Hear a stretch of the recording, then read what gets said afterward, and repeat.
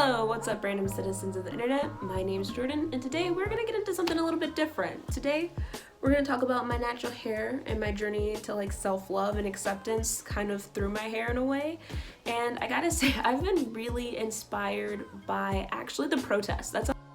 Yo, so this is clearly editing, Jordan. I just want to say I've been sitting on this video for a while now, so long so that we have to look back to the first protest of quarantine where people were like, I need a haircut. So I just wanted to kind of explain a bit sitting on it. Also, if you like this channel, feel free to like, subscribe, and definitely if you have favorite products when it comes to natural hair, feel free to leave it in the comment section below so I can try it out or others can try it out as well too. Okay, let's get back to the actual video. Sounds really weird, but people kind of talking about they need a haircut and talking about, oh my gosh, my hair's so long, like I don't know what I'm doing with it. I was there once, and I feel like part of the whole process of learning to love myself and really do self-care kind of led me to this place of taking care of my hair on my own. So like, yeah, I don't know, that's why I was inspired. I was like, maybe some people just don't know how to take care of their hair. Maybe some people, this is the first time in kind of their lifetime that they haven't had the option to have somebody else and go do it. And maybe right now they're feeling a little bit tense, even if they want to go get their hair done by somebody. They're just like, I want to wait on it. So I thought I would just share my journey. And spoiler alert, the reason why I went natural was because I was lazy. I know if you're a naturalista, you're like, I'm sorry, what do you mean you decided to be lazy? And that's why you went natural, but all of that will kind of come out. So let me just get into the video. Please don't forget to like and subscribe, and I know that there's probably going to be a couple of questions throughout this, so definitely feel free to put it in the comments. And if you don't want to put it in a comment, send me over a message on Instagram. I promise I reply to all of them. Okay, let's get into it.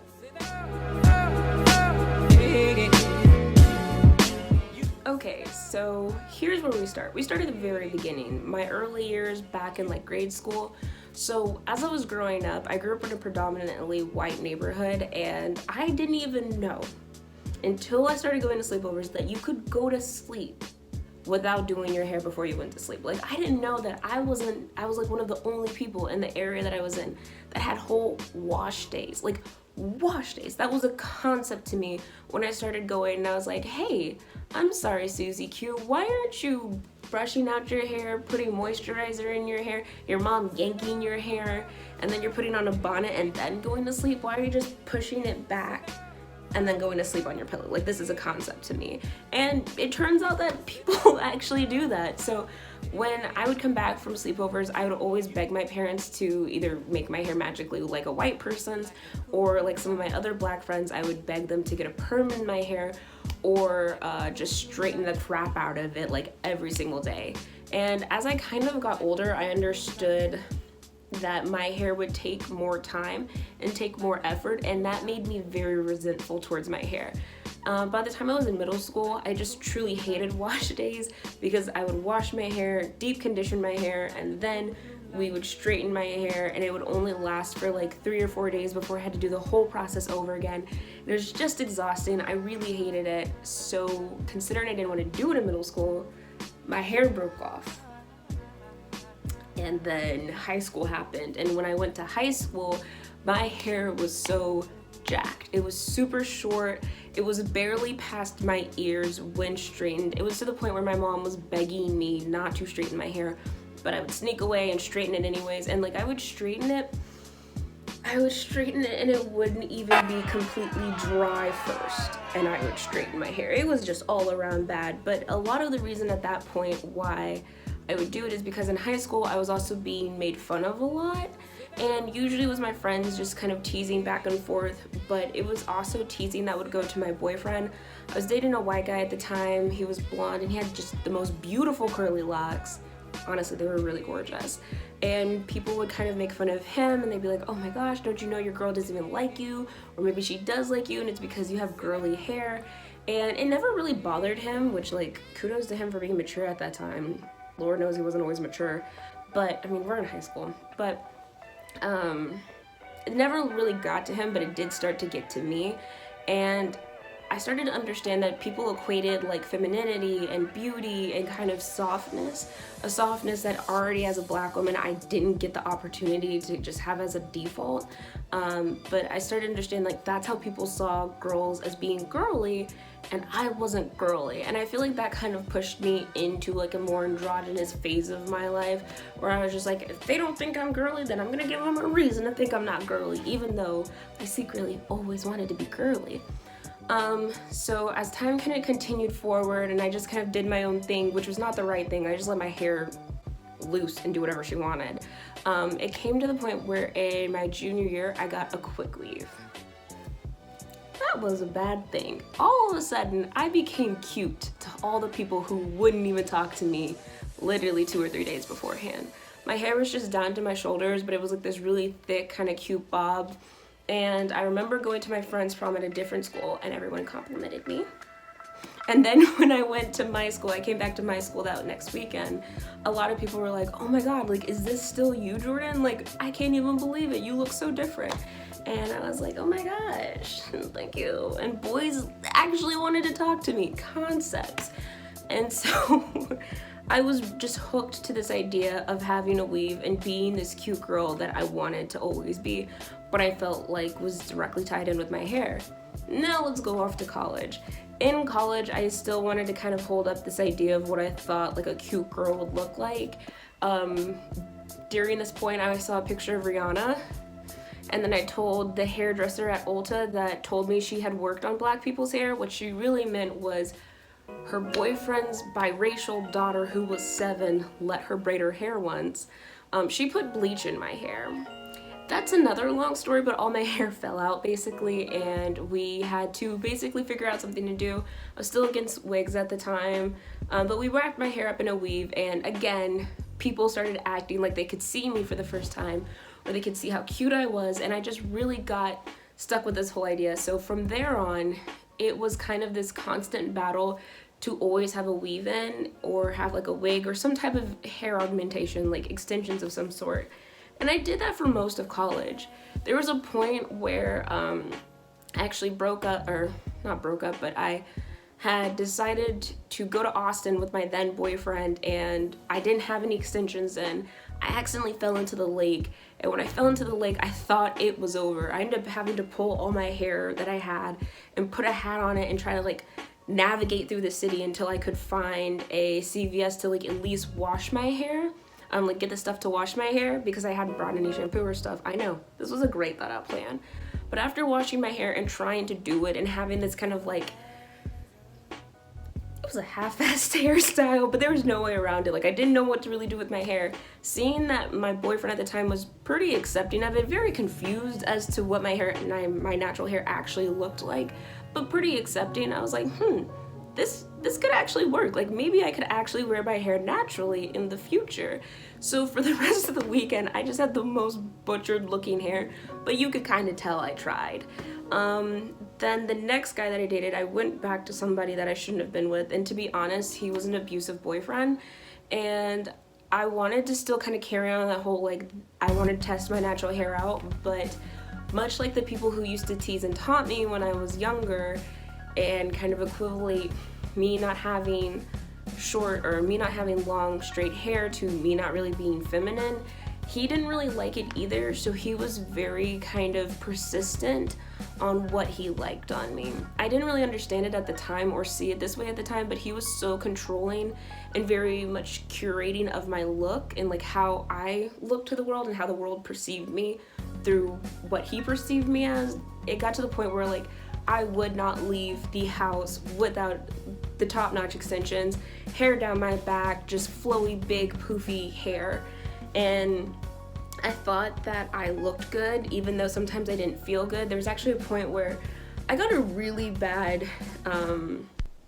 ingrown hair from the weave. I know how, but I got a really bad ingrown hair from the weave hair, and I actually had to go to like the little emergency triage places to get it cut open, and I was in pain for like 3 days afterwards. It's a whole long story, but the point is, after I had to get my weave taken out, all he could do was ask me when am I getting my hair put back in. He did not like me with natural hair. And it just really weighed on me, and it made me feel like, okay, if this guy who loves me, at the time we had been looking at engagement rings, dodge that bullet, but if he really doesn't like me and he loves me, then how will other people be accepting of me? I was also dealing with the fact that, like, on top of his, like, basically abuse, his parents were racist, so there was a lot of stuff with that too, and it made me very insecure around, to be honest, other white people.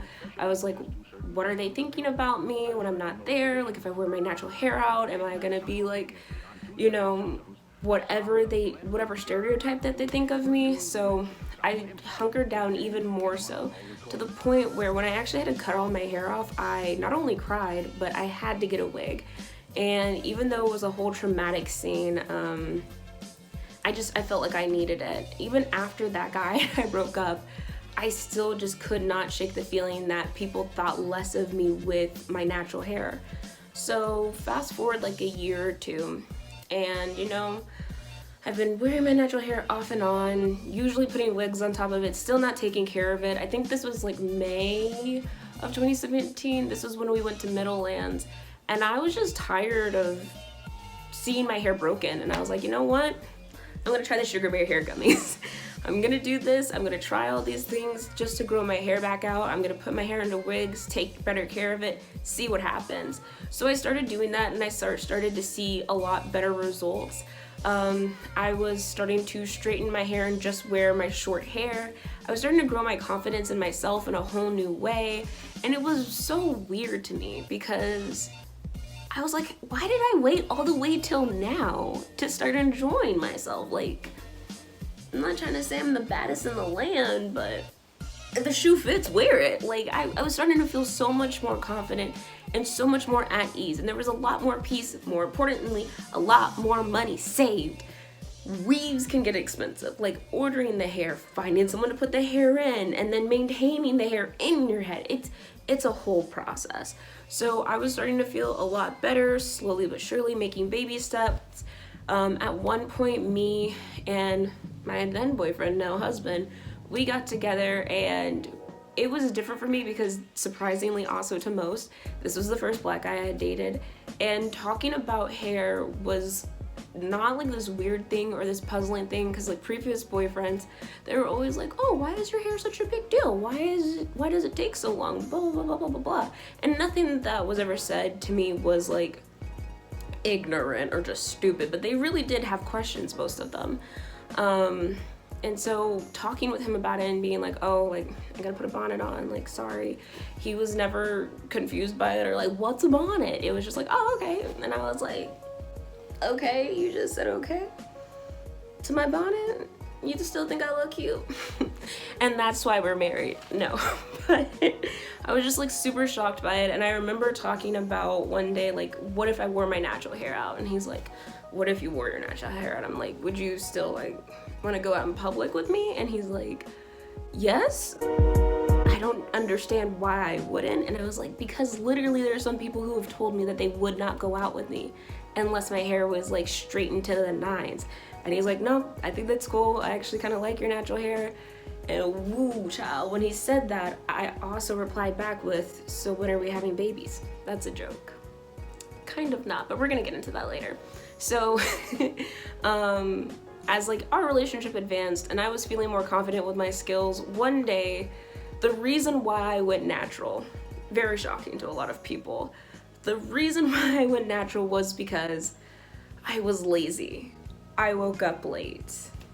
Gasp.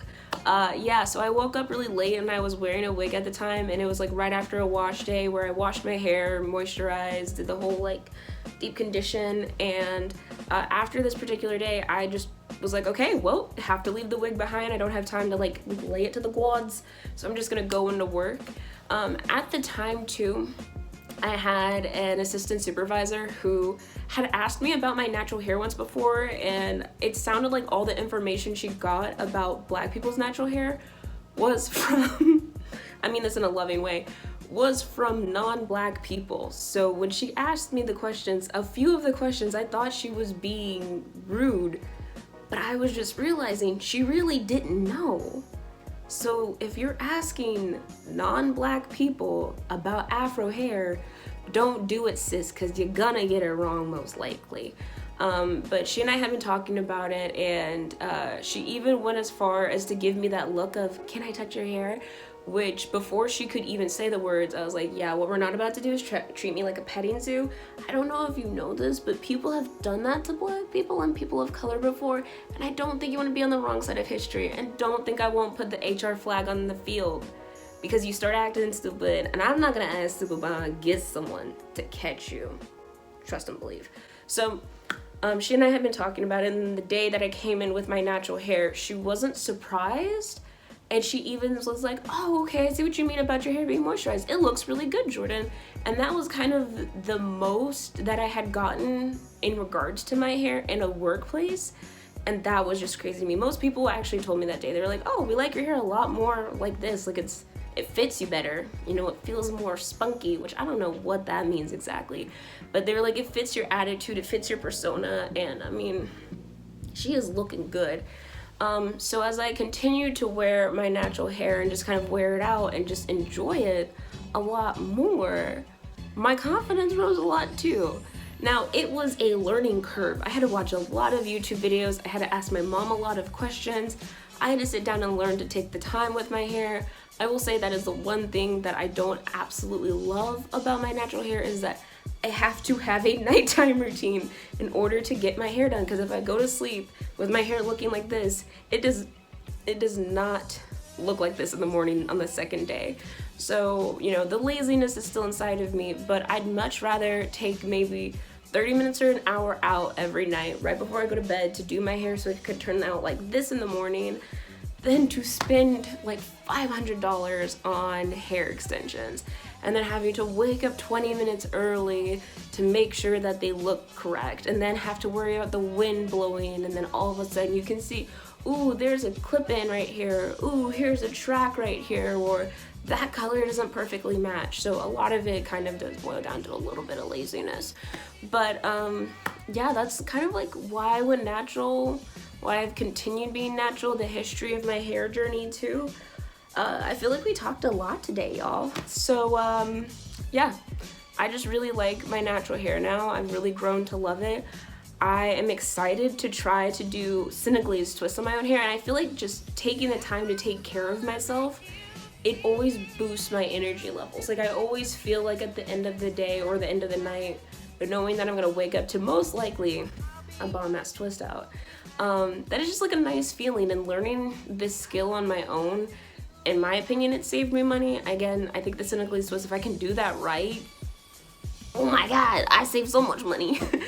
But yeah, it takes a little bit more time to learn to love yourself, but I feel like with the curly girl movement and the naturalista movement, a lot more people are learning to accept themselves where they are and learning how to continue and further grow within love for themselves. And I think that's really great too. So if you're like, okay, I don't have 4C hair, I don't know where to start, you know, there's tons of people out there to go and look to. I would really say, like, look for people who have hair types like you, because it'll make you feel a lot better. Like my 4C hair in the very back, and then my I don't even know what on the very top, it's kind of weird and conjumbled, but seeing that other people have different textures in their hair, kind of like mine, God sent. But yeah, I feel like I just kind of rambled right there, and I think that this is the end of the video. If you guys like this video, definitely feel free to like and subscribe. If you have any questions or comments, I'm always here for it too. And yeah, I guess I'm just gonna see you guys in the next video. Bye, random citizens of the internet.